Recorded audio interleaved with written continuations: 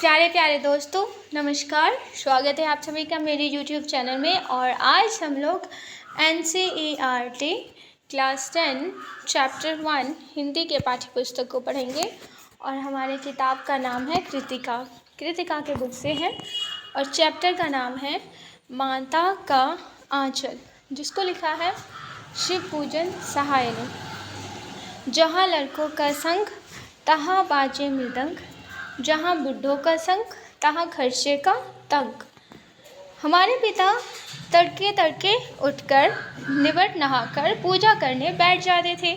हम बचपन से ही उनको अंग लग गए थे।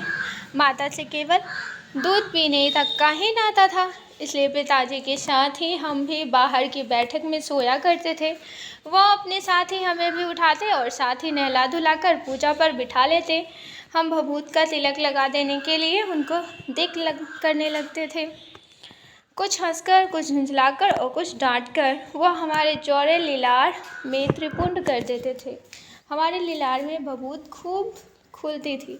सिर में लंबी लंबी जटाएं थी। भभूत रमाने से हम खासे बम भोला बन जाते थे।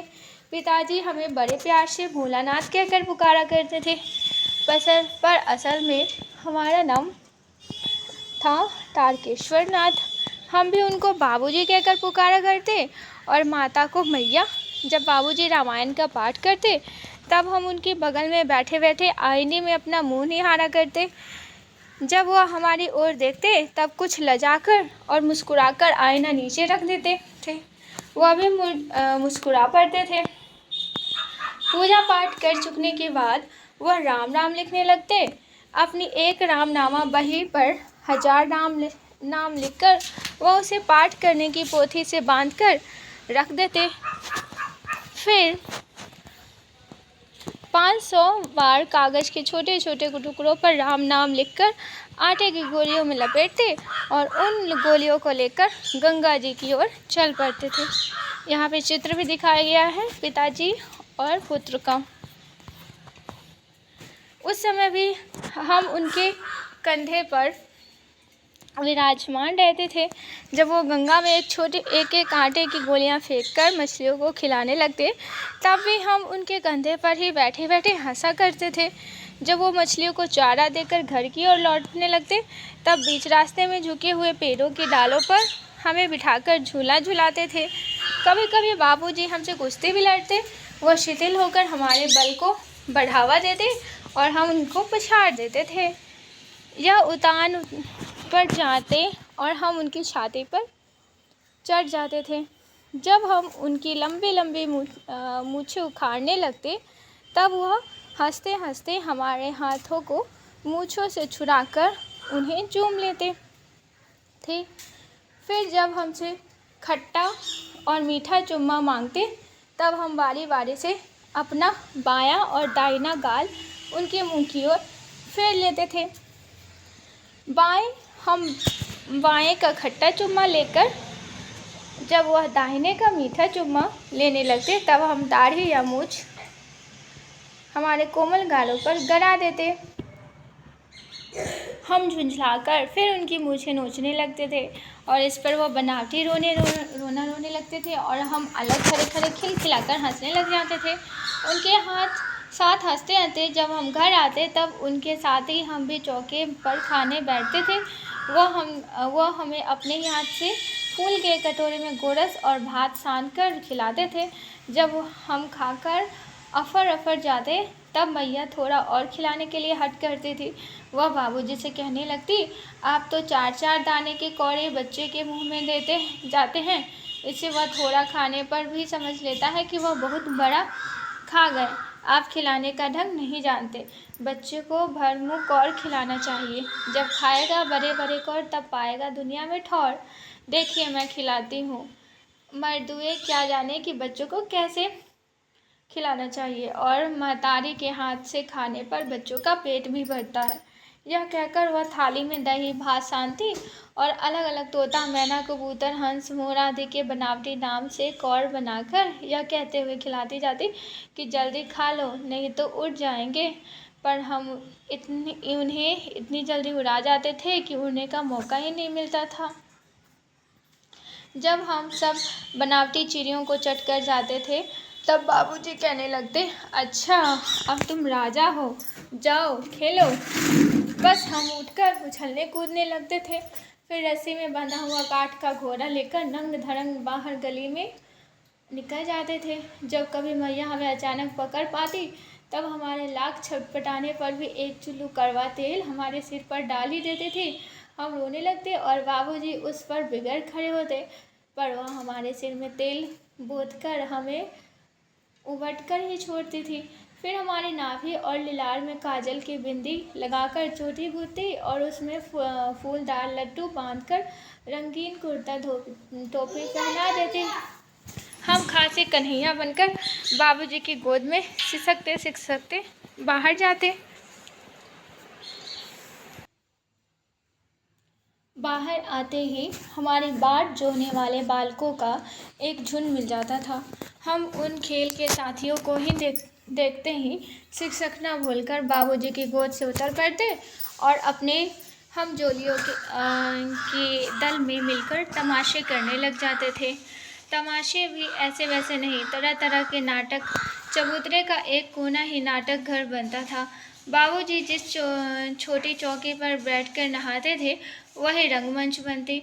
उसी पर सरकंडे के खंभों पर कागज का चंदोहा तानकर मिठाइयों की दुकान लगाई जाती। उसमें चिलम के खोजे पर कपड़े के थालों में ढेले के लड्डू, पत्तों की पूरी कचौरियाँ, गीली मिट्टी की जलेबियाँ, फूटे घड़े के टुकड़ों के बताशे आदि मिठाइयाँ सजाई जाती। ठीकरों के बटखरे और जस्ते के छोटे छोटे टुकड़ों के पैसे बनते। हम ही लोग खरीदार और हम ही लोग दुकानदार। बाबूजी भी दो चार गोर खपुरिये पैसे खरीद लेते थे। थोड़ी देर में मिठाई की दुकान बढ़ाकर हम लोग घरौंदा बनाते थे। धूल की मेड़ दीवार बनती और तिनकों का छप्पर, दातून के खंभे, दिया सिलाई की पेटियों के किवाड़, घड़े के मुहरे की चूल्हा चक्की, दिए की कढ़ाई और बाबूजी की पूजा वाली आचमनी कलछी बनती थी। पानी के घी, धूल के पिसान और बालू की चीनी से हम लोग ज्योनार तैयार करते थे। हम ही लोग ज्योनार करते और हम ही लोगों की ज्योनार बैठती थी। जब पंगत बैठ जाती थी तब बाबूजी भी धीरे से आकर पांत के अंत में जीवने के लिए बैठ जाते थे। उनको बैठते देखते ही हम लोग हंसकर और घरौंदा बिगाड़कर भाग चलते थे। वह भी हंसते हंसते लोटपोट हो जाते और कहने लगते, फिर कब भोज होगा भोलानाथ। कभी कभी हम लोग बारात का भी जुलूस निकालते थे। कनस्तर का तंबूरा बजता, अमोले को घिसकर शहनाई बजाई जाती, टूटी चूहेदानी की पालकी बनती। हम समधी बनकर बकरे पर चढ़ लेते और चबूतरे के एक कोने से चलकर बारात दूसरे कोने में जाकर दरवाजे लगती थी। वह काठ की पटरियों से घिरे, गोबर से लिपे, आम और केले की टहनियों से सजाए हुए छोटे आंगन में कुल्हिए का कलसा रखा रहता था। वहीं पहुंचकर बारात फिर लौट आती थी। लौटने के समय खटोली पर लाल ओहार डालकर उसमें दुल्हन को चढ़ा लिया जाता था। लौट आने पर बाबूजी ज्यों ही ओहार उघाड़ कर दुल्हन का मुख निरखने लगते त्यों ही हम लोग हंसकर भाग जाते। थोड़ी देर बाद फिर लड़कों की मंडली जुट जाती थी। इकट्ठा होते ही राय जमती की खेती की जाए। बस चबूतरे की छोर पर घिरनी गड़ जाती और उसके नीचे की गली कुआं बन जाती थी। मूंज की बटी हुई पतली रस्सी में एक चुक्कर बांध गरारी पर चढ़ाकर लटका दिया जाता और दो लड़के बैल बनकर मोट खींचने लग जाते। चबूतरा खेत बनता। कंकड़, बीज और ढेंगा, हल जुआठा बड़ी मेहनत से खेत जोते बोए और पटाए जाते। फसल तैयार होते देर न लगती और हम हाथों हाथ फसल काट लेते थे। काटते समय गाते थे, ऊंच नीच में बई कियारी, जो जी सो भई हमारी। फसल को एक जगह रखकर उसे पैरों से रौंद डालते थे। कसोरे का सूप बनाकर ओसाते और मिट्टी की दिए तराजू पर तौलकर राशि तैयार कर लेते थे। इसी बीच बाबूजी आकर पूछ बैठते थे, इस साल की खेती कैसी रही भोलानाथ। बस फिर क्या, हम लोग ज्यों का त्यों खेत खलिहान छोड़कर हंसते हुए भाग जाते थे। कैसी मौज मस्ती की खेती। ऐसे ऐसे नाटक हम लोग बराबर खेला करते थे। बटोही भी कुछ देर ठिठक कर हम लोगों के तमाशे देख लेते थे। जब कभी हम लोग ददरी के मेले में जाने वाले आदमियों का झुंड देख पाते तब कूद कूद कर चिल्लाने लगते थे, चलो भाइयों ददरी सत्तू पिसान की मोटरी। अगर किसी दूल्हे के आगे आगे जाती हुई ओहारदार पालकी देख पाते तब खूब जोर से चिल्लाने लगते थे, रहरी में रहरी पुराण रहरी डोला के कनिया हमार मेहरी। इसी पर एक बार बूढ़े वर ने हम लोगों को बड़ी दूर तक खदेड़ कर ढेलों से मारा था। उस खसूट खबीस की सूरत आज तक हमें याद है। न जाने किस ससुर ने वैसा जमाई ढूंढ निकला था। वैसा घोर मुँहा आदमी हमने कभी नहीं देखा। आम की फसल में कभी कभी खूब आंधी आती है। आंधी के कुछ दूर निकल जाने पर हम लोग बाग की ओर दौड़ पड़ते थे। वहाँ चुन चुन कर घुले घुले गोपी आम चाटते थे। एक दिन की बात है, आंधी आई और पड़ गई। आकाश काले बादलों से ढक गया। मेघ गरजने लगे, बिजली कौंधने और ठंडी हवा सनसनाने लगी। पेड़ झूमने और जमीन चूमने लगे। हम लोग चिल्ला उठे, एक पैसा के लाई बाजार में छितराई, बरखा उतरे बिलाई। लेकिन बरखा न रुकी और भी मूसलाधार पानी होने लगा। हम लोग पेड़ों की जड़ से थोड़े से सट गए। कैसे कुत्ते के कान में अठाई चिपक जाती है, मगर बरखा जमी नहीं, थम गई। बरखा बंद होते ही बाग में बहुत से बिच्छू नजर आए। हम लोग डरकर भाग चले। हम लोगों में बैजू बड़ा ढीठ था। संयोग की बात, बीच में मूसल तिवारी मिल गए। बेचारे बूढ़े आदमी को सूझता कम था। बैजू को उनको चिढ़ाकर बोला, बुढ़वा बेईमान, मांगे करेला का चोखा। हम लोगों ने भी बैजू के सुर में सुर मिलाकर यही चिल्लाना शुरू किया। मूसल तिवारी ने बेतहाशा खदेड़ा। हम लोग तो बस अपने अपने घर की ओर आंधी हो चले। जब हम लोग न मिल सके तब तिवारी जी सीधे पाठशाला में चले गए। वहाँ से हमको और बैजू को पकड़ लाने के लिए 4 लड़के गिरफ्तारी वारंट लेकर छूटे। इधर ज्यों ही हम लोग घर पहुँचे त्यों ही गुरुजी के सिपाही हम लोगों पर टूट पड़े। बैजू तो 9-2-11 हो गया। हम पकड़े गए। फिर तो गुरुजी ने हमारी खूब खबर ली। बाबूजी ने यह हाल सुना। वह दौड़े हुए पाठशाला में आए। गोद में उठाकर हमें पुचकारने और फुसलाने लगे, पर हम दुलारने से चुप होने वाले लड़के नहीं थे। रोते रोते उनका कंधा आंसुओं से तर कर दिया। वह गुरुजी की चिरौरी करके हमें घर ले चले। रास्ते में फिर हमारे साथी लड़कों का झुंड मिला। वे जोर से नाचते और गाते थे, माई पकाए गरड़ गरड़ पुआ, हम खाए पुआ, न खेलब जुआ। फिर क्या था, हमारा रोना धूल भूल गया। हम हट करके बाबूजी की गोद से उतर पड़े और लड़कों की मंडली में मिलकर लगे वही तान सुर अलापने। तब तक सब लड़के सामने वाले मकई के खेत में दौड़ पड़े। उसमें चिड़ियों का झुंड चढ़ रहा था। वे दौड़ दौड़ कर उन्हें पकड़ने लगे, पर सभी एक भी हाथ नहीं आए। हम खेत से अलग ही खड़े होकर गा रहे थे, राम जी की चिड़ई, राम जी का खेत, खा लो चिड़ई भर भर पेट। हमसे कुछ दूर बाबूजी और हमारे गांव के कई आदमी खड़े होकर तमाशा देख रहे थे और यही कहकर हंसते थे कि चिड़िया की जान जाए, लड़कों का खिलौना। और सचमुच लड़के और बंदर पराई पीर नहीं समझते। एक टीले पर जाकर हम लोग चूहों के बिल से पानी उलीचने लगे। नीचे से ऊपर पानी फेंकना था। हम सब थक गए। तब तक गणेश जी के चूहे की रक्षा के लिए शिव जी का सांप निकल आया। रोते चिल्लाते हम लोग बेतहाशा भाग चले। कई औंधा गिरा, कोई अंटाचेट, किसी का सिर फूटा, किसी के दांत टूटे। सभी गिरते पड़ते भागे। हमारी सारी देह लहूलुहान हो गई।